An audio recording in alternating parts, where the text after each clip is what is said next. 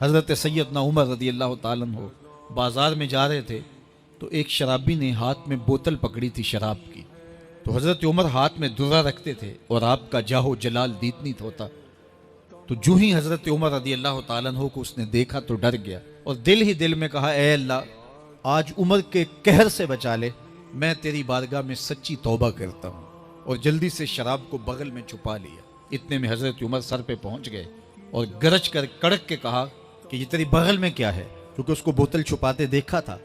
تو وہ ڈر گیا اور ڈرتے ڈرتے کہنے لگا حضرت یہ سرکہ ہے. اب تھی تو شراب لیکن ڈرتے ہوئے بولا حضرت سرکہ ہے. تو حضرت عمر نے کہا نکال. جب نکالا تو شراب نہیں تھی, واقعی سرکہ بن چکا تھا.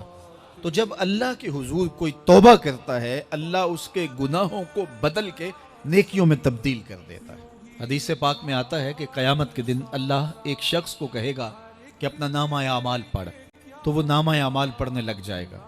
تو نامہ اعمال کے اندر چھوٹے گناہ بھی ہوں گے بڑے گناہ بھی ہوں گے. تو اللہ سے حیا کرتے ہوئے شرم کرتے ہوئے وہ بڑے بڑے گناہوں کو چھوڑتا جائے گا اور چھوٹے چھوٹے گناہوں کو پڑھتا رہے گا. جب وہ سارے گناہ پڑھ چکے گا اور کتاب ختم ہوگی تو اللہ تعالیٰ اسے فرمائے گا میرے بندے تو نے یہ جتنے گناہ پڑے ہیں میں نے سب کو بدل کے نیکیوں میں تبدیل کر دیا.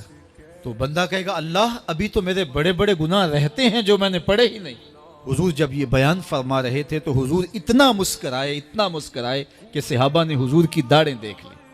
تو پہلے وہ بڑے بڑے گناہ چھوڑے جا رہا تھا, لیکن جب اللہ فرمائے گا کہ میں تیرے گناہوں کو بدل کے نیکیوں میں تبدیل کر دیا تو وہ کہے گا ابھی تو بڑے بڑے گناہ رہتے ہیں جو میں نے ابھی پڑھے ہی نہیں. تو جب کوئی بندہ اس کے حضور توبہ کرتا ہے اللہ اس کے گناہوں کو بدل کے نیکیوں میں تبدیل کر دیتا ہے.